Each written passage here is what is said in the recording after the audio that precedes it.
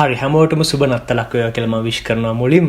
අපි අද කතා කරන්න යන්නේ පහුගිය ඔක්තෝබර් මාසෙත් පොඩ්ඩක් මේක Facebook එපිසෝඩ් ගෲප් එකේ පොඩ්ඩක් ලොකුවට නිකන් ඇවිල්ලා ගියපු ප්‍රශ්නයක් ගැන.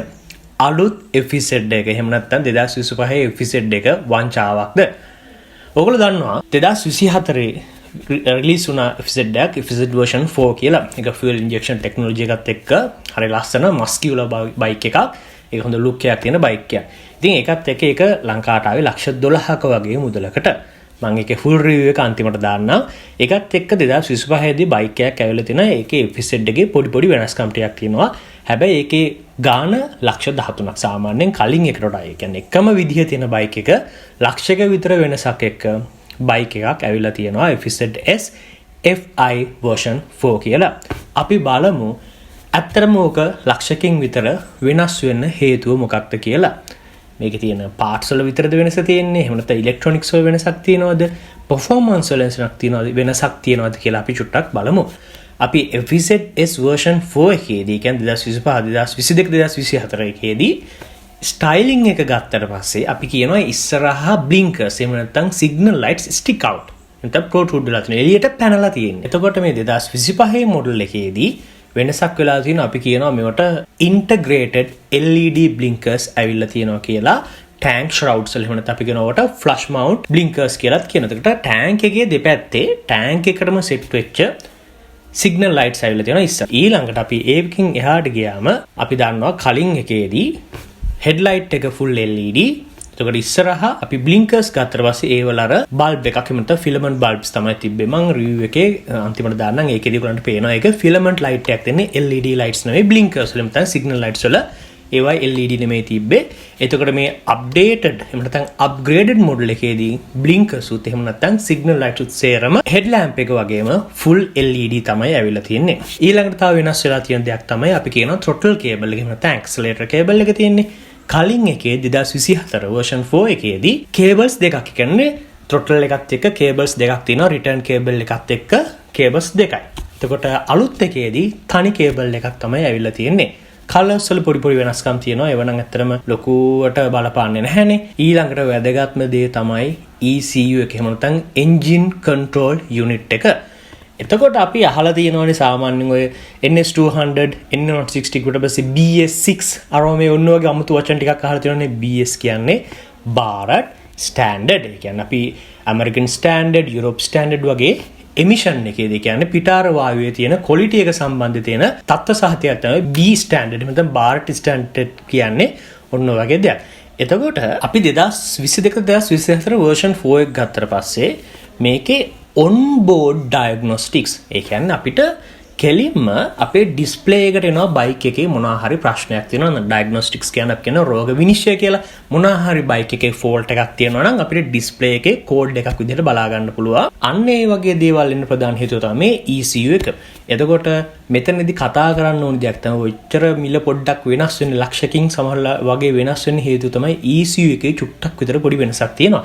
කලින් එක ගත්තොත් එහෙම කලින් version 4 එකේදී standard BS6 era OBD තමයි වෙලා තියෙන්නේ. එතකොට අපි අලුත් එක ගත්තම 2025 මොඩල් එකේදී OBD 2B එහෙම නැත්නම් අපි කියනවා on board diagnostics phase 2 විදිහට තමයි ඇවිල්ලා තියෙන්නේ. පරණ BS6 එකට වඩා ටිකක් විතර ඇඩ්වාන්ස් විදිහට තමයි මේ diagnostics ඇවිල්ලා තියෙන්නේ. අපි කියනවා stricter phase 2 diagnostics.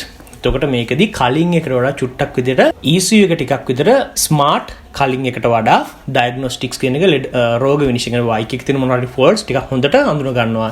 ඒ වගේම emission එකේදී පිට වෙන වායු වල තත්ත්වය තව ටිකක් කන්ට්‍රෝල් කරන එක තමයි මෙතනදී මේ phase 2 එකෙන් කරන්නේ. ඉතින් ඒකත් එක්ක වෙනස්කමක් තියෙනවා. එතකොට අපි කිව්වා වගේ කලින් විතර මම මේ දේවල් ඇත්තරම මම මෙකැනික් කෙනෙක් නෙමෙයි. මම හරියටම 100% දන්නේ නැහැ. හැබැයි මම මැනුවල් එක බැලුවට පස්සේ කියන විදිහට කලින් ECU එකට වඩා චුට්ටක් විතර වෙනස්කම් තියෙනවා. sensors වල වෙනස්කම් තියෙනවා.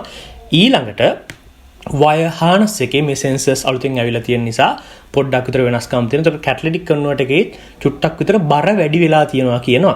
ඒකත් එක්ක සම්පූර්ණ කලින් එකට වඩා කිලෝග්‍රෑම් 1.5ක වගේ ආසන්න වශයෙන් වෙනසක් වෙලා තියෙනවා. ඒ ඇරෙන්න performance side එක ගත්තම ඊට පස්සේ bikes දෙකේම traction control තියෙනවා, single channel ABS විතරයි තියෙන්නේ, ඉස්සරහ විතරයි ABS තියෙන්නේ, පිටපස්සේ ABS toner wheel එකක් තියෙනවා. මම review එකේ ඔයගලන්ට ටික පැහැදිලිව වෙයි. toner wheel එකක් තියෙනවා. හැබැයි ABS components තිබ්බට toner wheel එකක් වගේ එකක් තිබ්බට ඒක ඇත්තම ABS නෙමෙයි. bikes දෙකේම single channel ABS, ඉස්සරහ විතරයි ABS තියෙන්නේ. bikes දෙකේම ride by wire නැහැ. එහෙම නැත්නම් wire එකක් හරහා throttle එක control කරන එකක් නැහැ. කෙලින්ම කලින් වගේම standard විදිහට throttle cable එකක් ඇවිල්ලා තියෙන්නේ. bikes දෙකේම fuel injection technology එක තියෙන්නේ. display එකෙත් කිසිම වෙනසක් නැහැ. Y connect එක තියෙනවා. ඒ දේවල් ඇරුණම වෙන කිසිම වෙනසක් කියලා නැහැ. එකක් 1,12,000යි අනිත් එක 1,13,000යි. ප්‍රශ්නේ තියෙන්නේ hybrid එක ආවට පස්සේ ඔක තව ටිකක් වැඩි වෙන්න පුළුවන්. ඔයගොල්ලෝ hybrid එකේ review එක බලලා නැත්නම් මම ඒකත් දාන්නම්. hybrid එක ආවට පස්සේ එහෙනම් ඒක 1,14,000ක්වත් කියයි. ඒකට 1,14,000ක් කිව්වට පස්සේ ඔයගලන්ට හිතේ මොකද මේකේ VVA technology නැහැ. ride by wire නැහැ. quick shifters නැහැ. 150cc බයික් එක traction control විතරයි තියෙන්නේ. සාමාන්‍යයෙන් අපි කලින් කතා කරපු MT-15 එක Yamaha R15 එකේ වගේ ඒ price point එකට මේක යද්දී ගොඩක් හොඳ features නැති නිසා පොඩ්ඩක් විතර ඔක ප්‍රශ්නයක් වෙයි. ওই ටික තමයි තියෙන්නේ ඉතින් කතා කරන්න. ඕගලන්ගේ අදහස් මෙතන පල්ලෙහින් comment section එකේ දාන්න. අපි එහෙනම් මේකෙන් පස්සේ කෙලින්ම Yamaha FZ S version 4 එකේ review එකට යමු. අපි ඉස්සලාම් බලමු බයික් එකේ looks ගත්තා. මෙහෙම නැත්නම් පිටින් ගත්තට පස්සේ මොන වගේ look එකක්ද පේන්නේ කියලා. මේ බයික් එක ස්පෝර්ට්ස් නේකඩ් යටතට වැටෙන ටිකක් මස්කියුලර් බයික් එකක්. ඔයාලන්ට පේනවා ඇති බැලුවට මේ පැත්තෙන් බැලුවට පස්සේ මේ තියෙන white tank එකත් එක්ක බයික් එක සෑහෙන bulky look එකක් තියෙනවා. ගොඩක් පේනවායි. බයික් එක නැග්ගට පස්සේ මෙන්න මේ හරි වගේ කකුල් දෙක කව වුණාට පස්සේ කකුල් දෙක හරි නිකන් එළියට ඇවිල්ලා කැතට පේන්නේ නැහැ. බයික් එකේ සම්පූර්ණ මහත තමයි එළියට පේන්නේ. ඒකත් එක්ක ඉස්සරහා ගත්තට පස්සේ මෙන්න මේ වගේ කලින් තිබ්බට වඩා ටිකක් පොඩි. ඒකට මේ හෙඩ්ලයිට් එක චූටි නිසා compact sport bike look එක ඇවිල්ලා තියෙනවා. ඒකත් එක්කම මේ පැත්තෙන් ගත්තට පස්සේ මේකේ කලර්ස් දෙකක් වෙනවා, blue color සහ matte black එක. මේක matte black. matte black එකේ දර shine එක අඩුයි. හැබැයි look එක වැඩි. හරි aggressive look එකක් ඇවිල්ලා තියෙන්නේ. අපි මුලින් මේ කතා කරමු බයික් එකේ engine එක ගැන. බයික් එකේ engine එකට ගියාම බයික් එක 149cc 4 stroke single cylinder single overhead cam air cooled engine එකක්. මේකේ අපි කලින් කතා කරපු N160 premium එකේ නම් කලින් oil cool එකක් ඇවිල්ලා තිබ්බා. hunk එකේ oil cool එකක් ඇවිල්ලා තිබ්බා. මේකෙදි fully air cooled engine එකක් තමයි ඇවිල්ලා තියෙන්නේ. එතකොට මේක fuel injection technology එකත් එක තමයි බයික් එක release වෙලා තියෙන්නේ. ඊළඟට අපි කතා කරමු බයික් එකේ ටැංක් එක. මම පොඩ්ඩක් බයික් එක නැගලා පෙන්නන්නම්. බයික් එක නැග්ගට පස්සේ මෙන්න මේ වගේ ගොඩක් වයිඩ් ටැංක් එකක් තමයි තියෙන්නේ. ඔයගලන්ට පේනවා ඇති. මම ඔයගොල්ලෝ දන්නවා මම මහතයි කියලා මුලින් කිව්ව මතකයි නේද? මං ඉඳගත්තට පස්සේ මගේ කකුල් දෙක මෙන්න මෙහෙම එළිය නෙමෙයි තියෙන්නේ. මෙන්න මේ ඉඩත් එක්ක ඒකත් එක්ක මේ ටැංක් එකේ පළලත් එක්ක ගාන්ට කකුල් දෙක ඇතුලේ තමයි තියෙන්නේ. එතකොට ඉස්සරහින් බලන කෙනෙක්ට හරි ලස්සනට පේනවා. ඒකත් එක්කම අපේ කකුලුත් මේ ටැංක් එකත් එක්ක මේ විදිහට කව වෙලා තියෙද්දි ඒරෝඩයිනමික්ස් වලට එහෙම නැත්නම් කුලක කපාගෙන යන එකට කිසි බාධාවක් වෙන්නේ නැහැ. මේ වගේ ලස්සනට ඒරෝඩයිනමික්ස් කියන එක ආරක්ෂා වෙලා තියෙනවා. ටැංක් එකට ගියාම ටැංක් එක ලීටර් 13යි. ලීටර් එකකට කිලෝමීටර් 50ත් 60ත් වගේ ඔයා රයිඩ් කරන විදිහ අනුව වෙනස් වෙනවා. මෙන්න මේ වගේ තමයි යතුරු දාන්න තියෙන්නේ. යතුරු දැම්මට පස්සේ මේක අන්ලොක් වෙනවා. මෙන්න මේ වගේ තමයි ලුක් එක තියෙන්නේ. අන්නම තමයි යන්නේ. ඊට පස්සේ මෙතනදී අනිත් අපි කතා කරමු ගොඩක් බයික්ස් වල මෙන්න මේ හැන්ඩල් බාර් එකත් එක්ක තමයි අපි කී එක දාන්න තිබෙන්නේ. මේක නම් කී එක මෙන්න මෙතන තමයි දාන්න තියෙන්නේ. අපි ඊට පස්සේ කතා කරමු මේකේ තියෙන ස්විචස් මොනවද කියලා. අපි left hand side එකට ගියාට පස්සේ මෙතන තියෙනවා head එක, dim එක සහ මෙන්න මෙතන තියෙනවා pass එක. හරිද? ඊට පස්සේ මෙතන තියෙනවා signal indicators වල switches, right hand side, left hand side. ඊට පස්සේ මෙතන තියෙනවා horn එක. වගේ හෝන් එකක් තමයි බයික් එකට තියෙන්නේ. ඒකට මේ පැත්තට ගියාට පස්සේ මෙතන තියෙනවා එන්ජින් කිල් එක on, කිල් එක off. ඊට පස්සේ මෙතන තමයි ඉග්නිෂන් එක තියෙන්නේ. මෙහෙම ඇල්ලුවාට පස්සේ එන්ජින් එක on කරගන්න පුළුවන්. එතකොට එන්ජින් එක off කරගන්න ඕන නම් කිල් එක on කරා. හරි. එතකොට මේකෙදී විශේෂත්වයක් තියෙන්නේ මේක USB port එකක් නම් ෆීචර් කරලා නැහැ. මෙන්න මෙතන තියෙනවා headlight එක. මෙන්න මේ දෙපැත්තේ day time running lights තියෙනවා. එතකොට මේකෙත් headlight එකත් LED lights තමයි feature කරලා තියෙන්නේ. මේ දෙපැත්තේ LED lights, මේ දෙපැත්තේ තියෙන්නේ filament lights තියෙන්නේ. වෙනම LED නෙමෙයි. එතකොට look එක ගත්තම මේ වගේ plastics ගොඩක් ඇවිල්ලා තියෙනවා. ඒකත් එක්ක හොඳ bulky look එකක් ඇවිල්ලා තියෙනවා. මේකේ front mud guard එකත් plastic තමයි එන්නේ. FC එමන්තන් FZ FCS version 4.0 කියලා ස්ටික් එකක් ඇවිල්ලා තියෙනවා. මේකේ decals ප්‍රමාණය ගොඩක්ම අඩුයි. ගොඩක්ම plain look එකක් තියෙන්නේ matte black එකත් එක්ක. එතකොට මේ වගේ පැත්තකින් plastic stick එකක් ඇවිල්ලා තියෙනවා. මෙතන මේ වගේ plastic එකක් ඇවිල්ලා තියෙනවා. මෙතන beehive එකේ shape එකට තවත් plastic එකක් ඇවිල්ලා තියෙනවා. එතකොට මේ පැත්ත එකක් තමයි මෙතන engine එකත් එක්ක මෙතන starter motor එක මෙන්න මෙතන තියෙන oil දාන්න. ඕක මෙහෙමම මේ exhaust pipe එක මෙහෙම ඇවිල්ලා මෙන්න මෙතනින් පිටත් වෙනවා. අපි ඒකත් එක්ක පොඩ්ඩක් අහලා බලමු සද්දේ. මේ වගේ තමයි exhaust motor එක. ගොඩක් සද්ද වැඩිත් නෑ, ගොඩක් සද්ද අඩුත් නෑ. කොහොම decent sound එකක් තමයි මේකේ තියෙන්නේ. ඔයාලන්ට පේනවා ඇති මේකෙදි බැලුමට පේනවා මේකේ ඇවිල්ලා තියෙන්නේ ටෙලස්කෝපික් ෆෝක්ස් ඇවිල්ලා තියෙන්නේ. එතකොට ස්ලයිඩ් එක පල්හැ ස්ටෑන්ෂන් එක උඩ. ඒකත් එක්කම මේකේ කතා කරන දෙයක් තමයි version 4 එකේ තාමත් එපිසෝඩ් වල මේකෙදි front fork එක upside down forks ඇවිල්ලා නැහැ. ඇත්තටම එපිසෝඩ් එකේ upside down forks වෙනවා නම් මම ගොඩක් කැමතියි. එතකොට අර modern look එක තව ටිකක් වැඩි වෙනවා. golden colors එහෙම ආවට පස්සේ දුරින් බලද්දිත් හරි පෙනුමයි. ඉතින් ඒකත් එක්ක මෙතන Yamaha sticker එකක් ඇවිල්ලා තියෙනවා. මෙන්න මේ විදිහට disc brake එකක් ඇවිල්ලා තියෙනවා. එතකොට මේකෙදි Vibri කියලා brand එකෙන් 2 piston caliper එකක් ඇවිල්ලා තියෙනවා. මේ තියෙනව නේද? piston දෙකට මේ වගේ කැලි දෙකක් තියෙනවා. 2 piston caliper එකක් ඇවිල්ලා තියෙන්නේ. ඒකත් එක්ක මෙතන ABS toner wheel එක ඇවිල්ලා තියෙනවා. ඒකත් එක්කම tire sizes ගත්තට පස්සේ 180 tire sizes තමයි බයික් එකට ෆීචර් කරලා තියෙන්නේ. ඔයගලන්ට පේනවා ඇති මෙතන මොනෝක්‍රොස් මොනෝෂොක් එකක් තමයි ෆීචර් කරලා තියෙන්නේ. ඒකත් හොඳ මොනෝෂොක් එකක් ඇවිල්ලා තියෙනවා. හොඳ soft comfortable මොනෝෂොක් එකක් ඇවිල්ලා තියෙනවා. එතකොට පිටිපස්සේ disc brake එකක් ඇවිල්ලා තියෙනවා. මෙතනත් ඔයගලන්ට පේනවා ඇති මෙතන මේ ABS toner wheel එකක් වගේ තියෙනවා. හැබැයි මේක ඇත්තම ABS නෙමෙයි තියෙන්නේ. ABS components තියෙනවා. ඇත්තම ABS නෙමෙයි මේකේ තියෙන්නේ. එතකොට මේකෙදී single piston caliper එකක් ඇවිල්ලා තියෙන පිටිපස්සේ brake එක විදියට පිටිපස්සේ brake එකක් disc brake එකක් එන්නේ. tire sizes ගත්තම මේකෙදී 140 60 tire sizes තමයි ඇවිල්ලා තියෙන්නේ.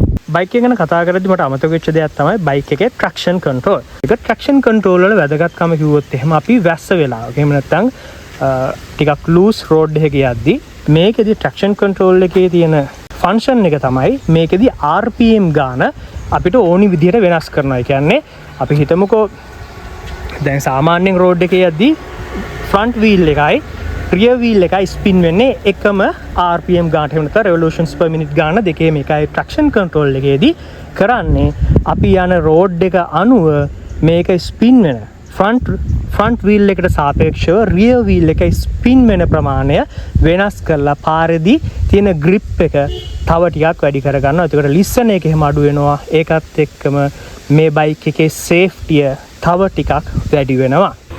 අපි ඊට පස්සේ කතා කරමු බයික් එකේ seat එක ගැන. අපි කලින් Pulse N160 ගැන කතා කරා, Hunk එක කතා කරා. ඒකෙදී ඔයගලන්ට මතක ඇති seat එක මෙන්න මෙතනින් කැඩලා split seat එකක් ඇවිල්ලා තිබි. මේක නම් single seat එකක් තමයි ඇවිල්ලා තියෙන්නේ. ඉතින් මම මෙතන ඔයගලන්ට ලං කරලා පෙන්නන්නම් මේකේ stitch marks ගැන මොකද හිතෙන්නේ. මේකේ stitch mark 12,000ට set වෙන විදිහට කොහොම පිළිවෙලට පොඩ්ඩක්වත් කැත නැතුව ඇද්ද නැතුව හරි ලස්සනට මෙහෙම පටන් අරන් ඇවිල්ලා තියෙනවා. අපි ඊට පස්සේ පොඩ්ඩක් බලමු මේකෙදී ඔයගලන්ට පේන ඇති ජනිතු මල්ලි අපේ අචින්ත මල්ලි දෙන්නම ස්ලිම්. අපි බලමු මේ දෙන්නට නගින්න කියලා මොන වගේ ලුක් එකක්ද සාමාන්‍යයෙන් සයිස් එකේ දෙන්නෙක් නැග්ගොත් එහෙම බයික් එකට තියෙන්නේ කියලා. හරි. ඉතින් ඕගොල්ලෝ බයික් එකක් ගන්න ඉන්න නම් ඔයගලන්ට ප්‍රශ්නයක් තියෙනවා නම් මට මොන වගේ පේයිද කියලා. මෙන්න මේ වගේ පෙනුමක් තමයි තියෙන්නේ. එතකොට මෙතන තියෙන විශේෂත්වය තමයි අපි 160R එක ගැන කතා කරද්දි කිව්වා ස්ප්ලිට් සීට් එකක් ඇවිල්ලා තියෙන්නේ. ඉතින් ස්ප්ලිට් සීට් එකක් ආවට පස්සේ පොඩ්ඩක් විතර මේකෙදි රූම් එක එහෙම නැත්නම් රයිඩර්ට සහ පිලියන්ට රූම් එක අඩු වෙනවා. හැබැයි මේකෙදි ස්ප්ලිට් සීට් එක නැතුව සිංගල් සීට් එක නිසා තුන් දෙනෙක් වුණත් හදිස්සියක් වුණොත් එමු කොල්ලෝ සෙට් එක දාගෙන යන්න පුළුවන්. අන්නේ පහසුව තියෙනවා. ඉතින් මට කියන්නකෝ අචින්ත මල්ලි දැන් දෙන්නම නැග්ගට පස්සේ ඔයාට බයික් එකේ ඉඩ මදි වගේ දෙන්නවද? එම් ප්‍රශ්නයක් නැහැ නේද? එතකොට රයිඩර්ට කොහොමද දෙන්නෙක් දාලා යද්දි අමාරුද මල්ලි? ෆීලිං එකක් තියෙනවනේ. එතකොට ඉඩ මදි ගතියක් එහෙම මොකුත් දැනෙන්නේ නැහැ නේ. ඔයගලන්ට පේනවා ඇති. මෙතන මෙහෙම ඉන්නේ. එහෙම පොඩ්ඩක් හිර ගතියක් නැහැ. බොහොම පහසුවෙන් ඔයාලට පේනවාද මෙයාගේ අත උනත් මැදින් තියාගෙන යන්න පුළුවන් සයිස් එකට හොඳ ඉඩක් තියෙනවා බයික් එකේ. ඔවා සාමාන්‍ය සයිස් එකේ කෙනෙක් නම් කිසිම ප්‍රශ්නයක් නැහැ. ඒකත් එක්ක ආයි ජනිතුමල්ලි නැගලා පෙන්නනම් කිලෝග්‍රෑම් 100ක අඩි 5යි 8ක් කුස කෙනෙක් නැග්ගට පස්සේ මේ වගේ ලුක් එකක් තමයි තියෙන්නේ. ජනිතුමල්ලි නගින්නකෝ. මෙන්න මේ වගේ ලුක් එකක් තමයි අපි දෙන්නම නැග්ගට පස්සේ තියෙන. අපි ඒකත් එක්කම ටක් ගාලා කතා කරමු සස්පෙන්ෂන් ගැන. මම කිව්වා මේකේ මොනෝ ෂොක් එකක් තියෙන පිටිපස්සේ. ඔයගලන්ට පේනවා ඇති සස්පෙන්ෂන් අපි දෙන්නෙක් නැග්ගත් සස්පෙන්ෂන් රෙස්පොන්ස් එක පර්ෆෙක්ට්. කිසිම අපහසුයක් නැහැ. ඒ කියන්නේ ගොඩක් අපි හිතමු මං කිලෝ 100යි ජනිතුමල්ලි කිලෝ 60ක් කියලා කියමුකෝ. අපි දෙන්නම නැග්ගට පස්සේ සස්පෙන්ෂන් එක බොටම් වෙලා නැහැ. පල්ලෙහාටම ගිහිල්ලා නැහැ. ඔයගලන්ට පේනවා තවත් සස්පෙන්ෂන් ට්‍රැවල් එකේ ඉඩ තියෙනවා. ඒකත් එක්කම අපි ඉස්සරහ ටෙලස්කෝපික් ෆෝක්ස් ගත්තට පස්සේ ඒකෙත් හොඳ සස්පෙන්ෂන් ට්‍රැවල් එකක් තියෙනවා දෙන්නෙක් නැග්ගත්. ඒක ඇත්තටම ඇහුවොත් එහෙම ඇයි ඒක ගැන කතා කරන්න කියලා ඒකට හේතුවක් තියෙනවා. දුර ගමන් කරද්දී මොන හරි රෝඩ් එකේ මොන හරි අපි හිතමුකෝ ඉම්පර්ෆෙක්ෂන්ස් තියෙනවා නම් වලගොඩල තියෙනවා නම් ඔයාගේ පස්සට ඒ වගේම රයිඩර් නම් ගොඩාක් කරලා බයික් එක පහසු පිළියෙන්න තමයි බයික් එක යද්දී තියෙන අපහසු වැඩිම මොනෝ ෂොක් එකේ හොඳ සස්පෙන්ෂන් ට්‍රැවල් එකක් ෆීල් එකක් තියෙන නිසා අපහසුයක් නැතුව දුර ගමන් කරන්න පුළුවන්. ඉතින් බයික් එකේ තව සේෆ්ටි ෆීචර් එකක් තියෙනවා. ඒක තමයි මට කියන්න අමුතුන ජන්දුමල්ටක් මට වෙලා කිව්වා. මල්ලි මොකද මල්ලි ෆීචර් එක සයිඩ් ස්ටෑන්ඩ් ස්විච් එකේ පොඩ්ඩක් ෆීචර් කියන්නකෝ. බයික් එක ස්ටාර්ට් කරලා ෆස්ට් ගියර් එක ගන්න ඔකේ මොකක්ද ඔන්න ගියර් එකට දාලා මේ ස්ටෑන්ඩ් එකේම බයික් එක ඔෆ් වෙනවා. එතකොට සයිඩ් ස්ටෑන්ඩ් ස්විච් එකේ සේෆ්ටි ෆීචර් එකත් මේකට ෆීචර් කරලා තියෙනවා. එතකොට FZ එකේ Y Connect app කියලා එකක් තියෙනවා. මෙන්න මේ වගේ තමයි app එකේ ඉන්ටර්ෆේස් එක. මල්ලි මට කියන්නකෝ මොනවද මේකේ තියෙන ෆීචර්ස් කියලා. මොනවද අපිට බලා ගන්න පුළුවන් දේවල්. මෙතන app එක කනෙක්ට් වෙච්චාම මේ ලෝගෝ එක පෙන්වනවා app එකේ. බැටරි පර්සන්ටේජ් පෙන්වනවා. තව කෝල් මැසේජස් ඒවා ඉන්ඩිකේට් කරනවා. එතකොට මේ වගේ තමයි app එක තියෙන්නේ. එතකොට මෙතන තියෙනවා අපි කොච්චර කිලෝමීටර්ස් ගාණක් දුවලා තියෙනවද, එන්ජින් ඔයිල් එකකට පේනවා මෙතන එන්ජින් ඔයිල් දාපු එකේ සර්විස් ඒ ප්‍රමාණය. ඒ වල තියෙන මේකත් එක්කම මෙතන වගේ බයික් එකේ ෆොටෝ එකක් දාගන්න පුළුවන්. ඒ දේවල් කරගන්න පුළුවන්. එතකොට මෙන්න මේ වගේ දේවල් ටිකක් තමයි බයික් එකේ. මෙන්න මෙතන තියෙනවා fuel consumption එක ගැන details ටිකක් දීලා තියෙනවා. එතකොට මෙතනදී ඔයගොල්ලන්ට පේනවා මෙතන තියෙන ටැකෝමීටර් එකයි මෙතන තියෙන ටැකෝමීටර් එකයි සින්ක් කරන්න පුළුවන්. මෙන්න මේ වань මෙතන අපි රෙව් කරද්දී මෙන්න මේ විදිහට මේ විදිහට බලන්න. මෙතනයි මේකයි දෙකම අපිට සින්ක් කරලා ටැකෝමීටර් එකත් සින්ක් කරන්න පුළුවන්. ඒ වගේ දේවල් ගොඩක් හොඳ ෆීචර්ස් ගොඩක් බයික් එකට ඇවිල්ලා තියෙනවා. ඉතින් ওই ටික තමයි අපිට බයික් එකේ අලුත්ම FZ S එකේ version 4 එකේ කතා කරන්න තියෙන්නේ. ඉතින් කිව්ව ගමන් brand new bike එක කිව්ව ගමන් bike එක දුන්නට thank you. අපේ ජනිතුමල්ලි thank you චින්තමල්ලි bike එක කරන්න ආවට. එහෙනම් අපි මෙතනින් වීඩියෝ කිවර කරමු. ඔයගලගේ අදහස් යෝජනා මොන හරි ප්‍රශ්න තියෙනවා නම් ඒවත් comment section එකේ දාන්න. තාමත් channel එක subscribe කරලා නැත්නම් subscribe කරන්න. එහෙනම් අපි ගිහින් එන්නම් as always safe rides.